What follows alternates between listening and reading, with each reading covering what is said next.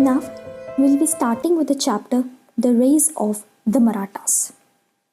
So, already we have completed chapter 2, Reshaping India's Political Map, and we have seen that we'll be studying about Marathas in a separate section, a chapter.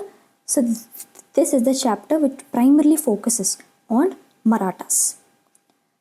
Among the merchants, the hat wearers like the Portuguese, the Dutch, English, French, and the Danes also conduct the trade. But they are not like other merchants. They are fully intent on entering this land, increasing their territory, and propagating their religion. They are the obstinate people, and the navy and the gunpowder are their chief weapons. Their traffic should be controlled, and they shouldn't be allowed to build strong buildings. So, this is a statement from Ramachandrapant Amatya Andhyapatra. So, here they are saying that among the other merchants, there were many merchants who came to India, but among them, the Portuguese, the English, the Dutch, the French, and the Danes also conduct the trades like the other merchants, but these people are not primarily focusing on doing trade. They are also focusing or are fully intent, that is, their intention is to enter this land and increase their territory and also to propagate, means spread their religion or make the religion wider, propagating in the sense preaching or widening. And they are obstinate people. So, obstinate in the sense stubborn people, and the navy and gunpowder are their weapons because those were not there in the ancient India.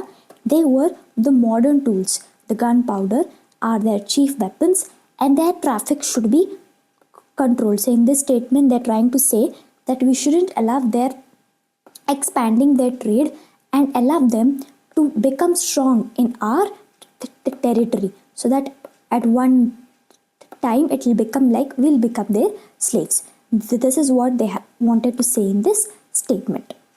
So, in this chapter, we'll be primarily focusing on answering these three main questions, that is, who were the Marathas and how did they manage to become the largest pan-Indian power before the British.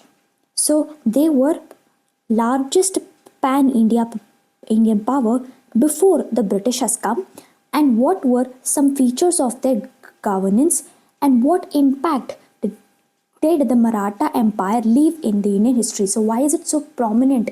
Why are we prominently studying about the Marathas? What is that they have given to the Indian history? So, this is the timeline. So, first we'll be starting with who are the Marathas. So, why are we actually studying who are these Marathas? So, Marathas are the group of people native to the Deccan Plateau. So, our first point to note is that they are native to the Deccan Plateau, and more specifically the modern day Maharashtra. So, the Deccan Plateau, most of the part is Maharashtra, so obviously it is present day Maharashtra. And they are identified with the language they speak, that is Marathi. So, obviously the Marathas will speak Marathi. It is their language, and which has had a rich and continuous literary history. Literary history in the sense a historical development of writings in prose or poetry in a particular language. So, any language will have a history based on the poems or the literature it has in that language. So, if the literature is from a very decades years old, it means that the language was also present years ago from the past. So, that is its literary history. And since the 12th century, we have the Marathi language. So, it is very prominent. And in this chapter, we'll see them raised as a powerful political entity that will alter the course of India's history. So, in this chapter, we'll see that starting from 12th century, that is how the literary history says about Marathi language. So, starting from there, how it has become or how did it change the Indian history. So during the 13th century, most of the Maharashtra was ruled by the Yadava dynasty with Devagiri, that is the present day Daulatabad, has its capital. So we've already seen that Muhammad bin Tughlaq, who was a great strategist but wasn't proper in his executions, wanted to keep the capital as Daulatabad. We already read about this. So here we can see that Maharashtra was ruled by Yadava dynasty with Devagiri. So our first important point to note is in the 13th century, Maharashtra was ruled by Yadava dynasty with Devanagari as its Devagiri as its capital, which is the present day Daulatabad. So in the early 14th century, the Yadava dynasty was overcome by the Delhi Sultanate, the Khilji Sultanate from the Delhi. So in the 13th century, it was ruled with the Yadava. But when it came to the 14th century, it has been under the Khilji Sultanate, that is the Delhi Sultanate. And amidst some political changes, the cultural traditions continued, particularly those related to bhakti. Bhakti in the sense the devotion to the divine or a particular deity. So even though there were political changes, like first it was from the Yadava and now it has come under the Muslim rule, but they were the cultural traditions which were strongly in the people. That is related to the bhakti, that is the deity which they worship or to preach. So between the 7th and the 17th century, for the spiritual upliftment, saints and seekers from several parts of India preferred the path of bhakti to merely external ritualisms. So these saints coming from diverse sections of society composed devotional songs, poetry in the language of masses, which allowed their messages to travel far and wide. So we can see that in between 7th and the 17th century, for spiritual upliftment, saints and seekers from several parts of the India preferred the path of bhakti to merely external ritualism. So we can see that in India, primarily from the 7th to 17th century, there were a lot of saints and seekers from several parts of India who preferred the path of bhakti, and that they have started to compose the devotional songs and the poetry in the language of the masses in the sense in the language of common people. So usually the devotional songs in the starting used to be in Sanskrit or any other language, but later on it became that they started to compose songs in which people would understand and relate, so that they'll also be attracted to the God and start to be in the devotion or in connection to the Supreme. So which allowed their messages to travel far and wide, because if people will understand, then only the message will reach far. So if it's only for the high class society, then it will be difficult for them to spread this ideology. So in Maharashtra, many saints like Jnaneshwar, Namdev, Tukaram, Ramdas, etc. has gained popularity during this period, and they help translate important scripts like the Upanishads and the Bhagavad Gita into Marathi, making their philosophy accessible to the people. So at that time, we are already known about Tukaram, Ramdas, and Namdev and Jnaneshwar have gained popularity among the people, and they also translated the Upanishads and the Bhagavad Gita into Marathi. So when it's translated into the local language, then the reach will be more. So more people will start to read and understand the things.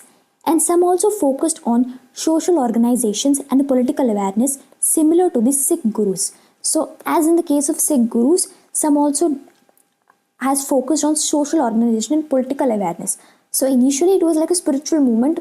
Even the Sikh gurus, initially it was like a spiritual movement, but later, due to the increasing invasions and all these things, it turned out to be somewhat rebellious and political as well. So in the same way, they also focused on social organizations and political awareness. As a result, the society acquired solid cultural foundations which later helped the Marathas to organize themselves into political power. So, this cultural foundation has helped the Marathas to organize themselves to become a political power, because when you see that there is a common connect between all the people at any particular point, then this makes it easy to bind the people together and rule them. So if nobody is having a common point, then there is no sense in how we can combine them and rule.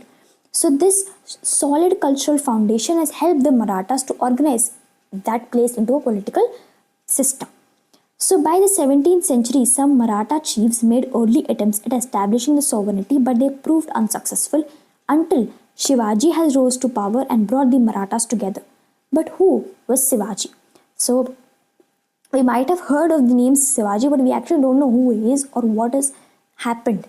So by the 17th century, although the Maratha rulers or chiefs were trying to get the hold of the empire or gain sovereignty in the sense to keep the kingdom under a single control, but they were proved unsuccessful until Shivaji has rose to power and brought the Marathas together. So now we'll start with who was Shivaji. So the foundation of Maratha power and the rise of Shivaji. So in 1630, Shivaji was born in Bhonsle clan to Shaji and Jijabai. So we have to see that the parents were Shaji and Jijabai, whose son is Shivaji, born in 1630. And at that time, Shaji has served the Deccan Sultanates and was often away from his family. So we already know about the Deccan Sultanate. So basically the Bahmani Sultanates were split into 5 and they were later known to be the Deccan Sultanates. So here we can see that Shivaji's father Shaji used to work, that is served the Deccan Sultanate. So he used to be away from home. So meanwhile in his Jagir at Pune, Jagir in the sense was a piece of land given by a king or ruler to someone as a reward for their service. So the person who got the Jagir could collect the taxes from the land and use the money to take care of their needs or help the king when needed. So Jagir is like a piece of land. We've already seen that in the administration how the Akbar used to rule and all these things. There was Mansabdari systems and the Mansabdar used to take care of some number of horses and elephants, and in return they'll be given the Jagirs and they're called Jagirdar. So in the same way here also, he was also given Jagir for his service. So meanwhile in his Jagir at Pune, Shivaji grew up under the watchful eyes of Jijabai, his mother, and some trusted officials, receiving values and good education. So Shivaji was grown under the guidance of his mother and some trusted officials, receiving values and good education. And at this time, the Pune region was deeply affected by constant infighting between the Deccan Sultanates whom the Marathas served, and which caused much hardship for the common people. So there was an infighting between the Deccan Sultans. So we have seen that even the Deccan Sultanates, even though they were split from the Bahmani, they used to have invasions and all these things. So the common people were mostly in hardship because they served because we can see that even Shivaji's father Shaji has served the Deccan. So obviously when there is war or something, the common people will be affected. So this was what had happened for the Marathas as well. And when he was just 16 years, Shivaji has launched military campaigns, first consolidating his power over the Pune region by capturing neglected and unoccupied forts and strengthening their defenses. So now starts that at the age of 16 itself, he has took control over the Pune region, that is the forts which are not occupied and neglected, by capturing of those forts, and he has strengthened his defenses at the age of 16 itself. And his vision of a sovereign kingdom or Swaraj grew over the years and extending to the political, economic and cultural aspects, which we will explore in this chapter. So he had a vision of Swarajya at a younger age itself, and this has extended to the political, economical, cultural aspects which we'll be exploring in this chapter. So Shivaji's kingdom soon expanded to India's west coast. So basically, he took on the rule of the Pune region, that is the unoccupied forts or the forts which are not looked over. And later, the Shivaji's kingdom has moved to the west coast as well. So here is Maharashtra, even the west coast it has moved. And to secure access to the resources of the coastal regions, he felt the need to establish a navy. So whenever you wanted to take care of the coastal regions, you need to have navy. So he felt the need of navy when he took over the west coast. And this was a truly revolutionary step at that time. And by comparison, the Bijapur Sultanate, which was ruled by Adil Shahi dynasty, has maintained merchant ships but did not possess a full-time naval force which could protect the coast. So even the Mughal Empire's use of navy was very limited, and thus the Maratha navy was born, whose exploits became legendary. So when Shivaji has took over the west coast, he has understood the need of navy. So navy is responsible for doing the works in the waters. So when you wanted to work in the waters, you need to have navy. So Shivaji has understood this, and he wanted to keep a strong navy under his control. So you can see that even in the Bijapur, it is one of the Deccan Sultanates which was ruled by Adil Shahi dynasty. Even that had some ships or merchant ships, but they didn't have a proper army, navy, proper armed forces. And the same way, even the Mughals were not having, or were having very limited resources. They were using the navy very little.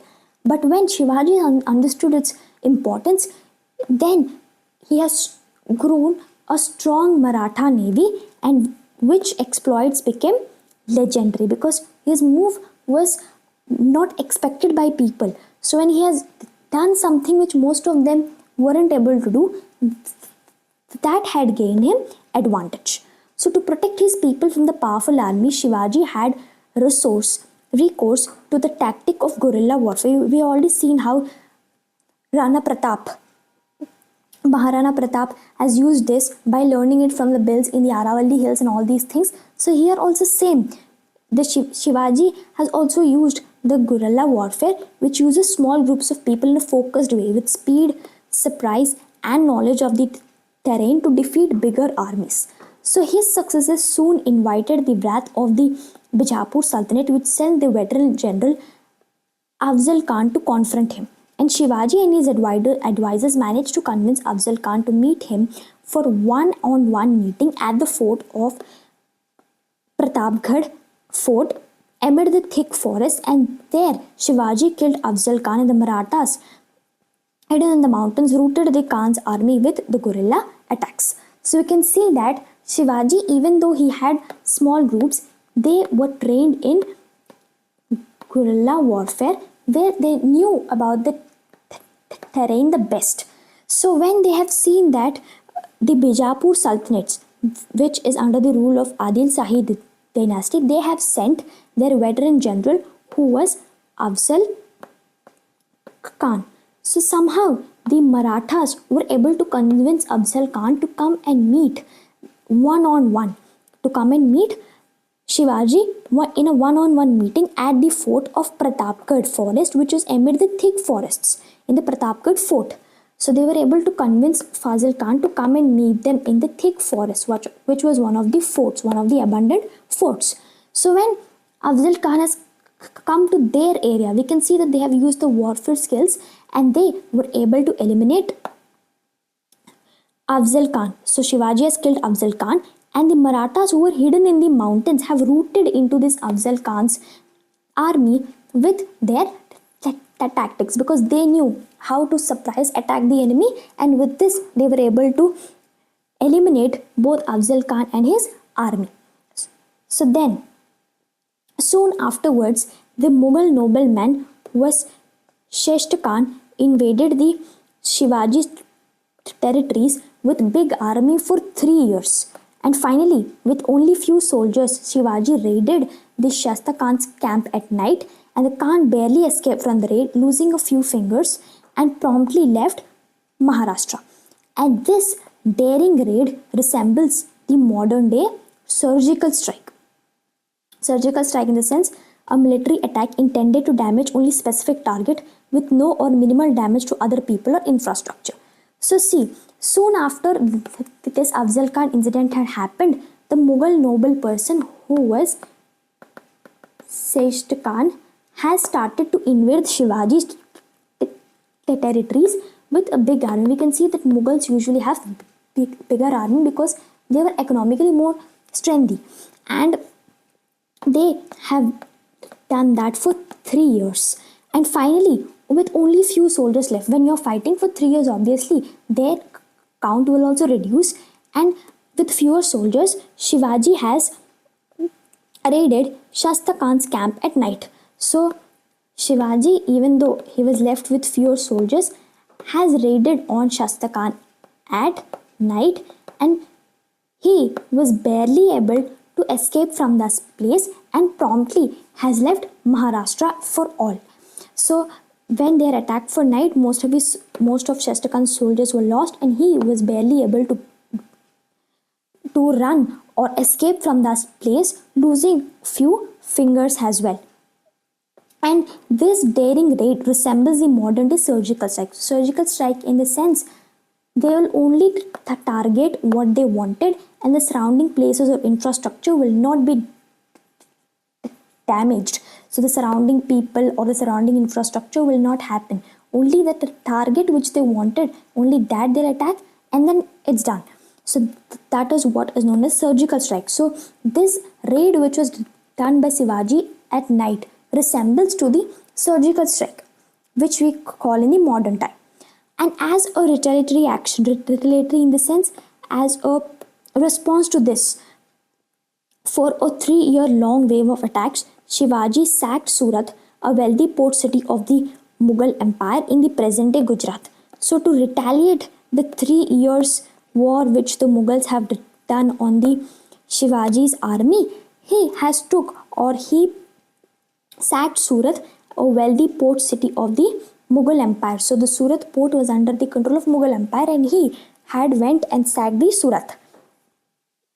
And there he obtained enormous treasure worth almost 1 crore of rupees, an extremely large sum for that time. So even now, if we think of 1 crore rupees, it's big. So in the past, see how it used to be if they have collected 1 crore of rupees. So when he had went and sacked the Surat, which was under the Mughal Empire, he has collected 1 crore of rupees, an extremely large sum at that time. And however, he was careful not to attack the religious places and even spared the houses of Mohandas Parikh, who was a charitable man. So he made sure not to attack the religious places and even spared the house of Mohandas Parikh, who was a charitable man. And he sacked Surat again after a few years, and these events became so famous that they appeared in the London Gazette, an English newspaper at that time, which conveyed how Shivaji wrote to all the European diplomat agents in Surat demanding immediate presence of money, failing which he could return and ruin that city. So here we can see that initially he had went and sacked Surat and collected 1 crore of rupees, and then after few years again he has went and he has made sure not to touch or damage the religious places, and even also spared the house of Mohandas Parikh, who was a charitable man. And it was so famous, it became so famous that it appeared in the London Gazette. They wrote about these events in the London Gazette, which was an English newspaper of the time, which conveyed how Shivaji wrote to all the European diplomats, agents in Surat demanding immediate presence of money. So this Gazette, the London Gazette, which was a newspaper, has wrote how Shivaji wrote to all the European diplomats who were in Surat demanding immediate presence of money. So Shivaji has demanded immediate presence of money to the European diplomats. If they were not giving, then he would again plan to return and ruin the city, as he has done in the past. So the sacking of Surat was a great insult to the might and the prestige of Mughal Empire. See, because a port which is under your control and someone else comes and sacks on it, or if it takes or plunders the wealth, then it's obviously insult for you. So this has happened to the great Mughal Empire as well, because Mughal Empire is such a strong empire. I mean, you see that Shivaji has come, has plundered wealth and went, then it's obviously an insult. And therefore Aurangzeb has sent Jai Singh, a distinguished Rajput general, to defeat Shivaji. And against him, Shivaji has to concede defeat at the Purandar fort, which is near Pune, and enter into a treaty. And he had to give up a sizable part of his kingdom, and his son Sambhaji had to enter Mughal service.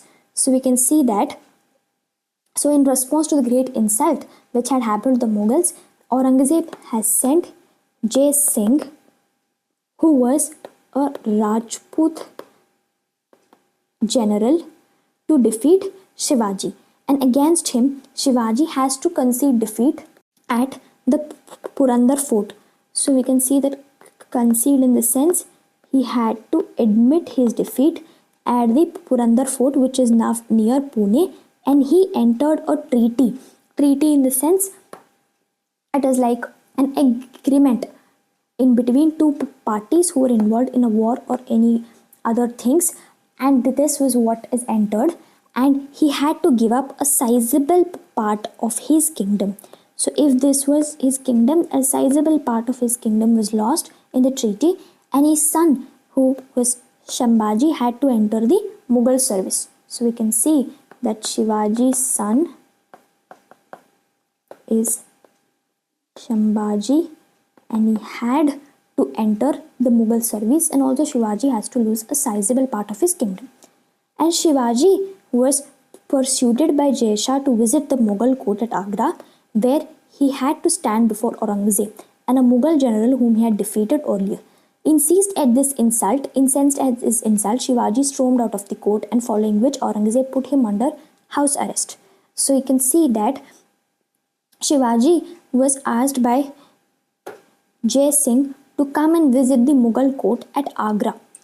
So the Mughal court was at Agra at that time, and which he had to stand before Aurangzeb and also a Mughal general whom he had defeated earlier, whom Shivaji also had already defeated earlier. And taking this as an insult, because someone you have defeated earlier or someone you are against, you have to go and stand before them, it is obviously an insult. And Shivaji has stormed out of the court, and following which Aurangzeb put him under house arrest. So Aurangzeb has put Shivaji under house arrest. And to escape this, Shivaji has devised a strategy. He started distributing gifts to holy men and Mughal generals, and these gifts often contained fruits, sweets packed in big baskets, and the guards initially checked them, but soon stopped doing so. Expecting this, Shivaji and his son Shambhaji hid themselves in the baskets and made their escape. And Aurangzeb could never capture Shivaji again. So you can see that Shivaji has refused to come to the Mughal court. So what Aurangzeb did? He house arrest in the sense not letting Shivaji to leave the house. Just arrest them in the house. Let them stay in the house itself. So seeing this, Shivaji wanted to escape. So what he started to give fruit, sweets and all these things to the Mughal generals and other holy men, and he has sent them in big baskets. So initially the Mughal generals or the Mughal soldiers used to check what is in the baskets. Is it fruits or anything else? And later they understood that it's just fruits and nothing else. So they stopped checking the baskets. So what happened one fine day? Both Shivaji and Shambhaji went in these boxes and left the house, left the place where they were arrested. So in this way, they had made their escape. And then Shivaji was never caught, or Aurangzeb could never capture Shivaji again. So in this way, both Shivaji and his son Shambhaji both hid themselves in the baskets and made their escape from the house arrest. And a few years later, in 1674, Shivaji was coronated with full Vedic rites at the strong mountain fortress of Raigad.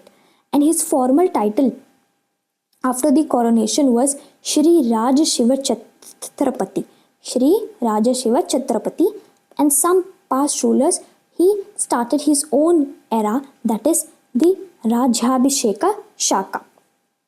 So after his escape from this house arrest. After a few years later, we have seen that in the year 1674, Shivaji was coronated in the sense to be formally crowned as a monarch with full Vedic rites at the strong mountain in the fortress of Raigad. So in the fortress of Raigad again, he was coronated or has been said to be as a monarch, and his formal title after the coronation was Shri Rajashiva Chhatrapati, and like some past rulers, he started his own era, that is the Rajabhisheka Shaka. So, after this, Shivaji embarked upon a conquest of the south and also referred to as the Dakshina Digvijaya. So he started to conquest the south of India, and he has named this or referred this to be as the Dakshina in the sense south, and Digvijaya in the sense victory. So he wanted to capture south, so he called it as the Dakshina Digvijaya, and which included an important and then ill-defended region or the present day northern Tamil Nadu and the parts of Karnataka. So what he had captured was the modern day northern Tamil Nadu and parts of Karnataka. So this southern extension later gave the Marathas great strategic depth against the Mughal invasion. So after they started to capture the south, it gave them the depth to actually fight, or the strategic depth against the Mughal invasions. So we can see this. So a fever claimed Shivaji's life when he was 50 years. So when he was 50, there happened the death of Shivaji. So Shivaji has died in his 50s, and he was a master strategist and a true visionary, and within his lifetime, his exploits had become legendary across India and beyond as well, and the Europeans compared him with the ancient generals like Alexander, and the Bundela prince Chhatrashal was so inspired by Shivaji's struggle against the Mughals that he managed to create an independent kingdom of Bundelkhand, which is divided into present-day Uttar Pradesh and Madhya Pradesh. And the famous Hindi poet Bhushan specifically came to Maharashtra to meet Shivaji and composed poems in his praise, and some of which remain famous until this day. So we can see that he was a master strategist and a true visionary, and within his lifetime, he had made many legendary things, and he was famous in India as well as beyond. And the Europeans have compared him to the great generals like Alexander and the Bundela prince. So it is important to remember that the Bundela prince was so inspired by the actions of Shivaji that he had managed to create an independent kingdom which is known as the Bundelkhand, which is the present day Uttar Pradesh and Madhya Pradesh. And also a famous Hindi poet Bhushan specifically come to Maharashtra to meet Shivaji. So the Hindi poet specifically come to Maharashtra to meet Shivaji and write poems in his praise. So now, until now we have studied the Marathas under the Shivaji's reign. So now, in the next part, we'll be starting with the Marathas after Shivaji.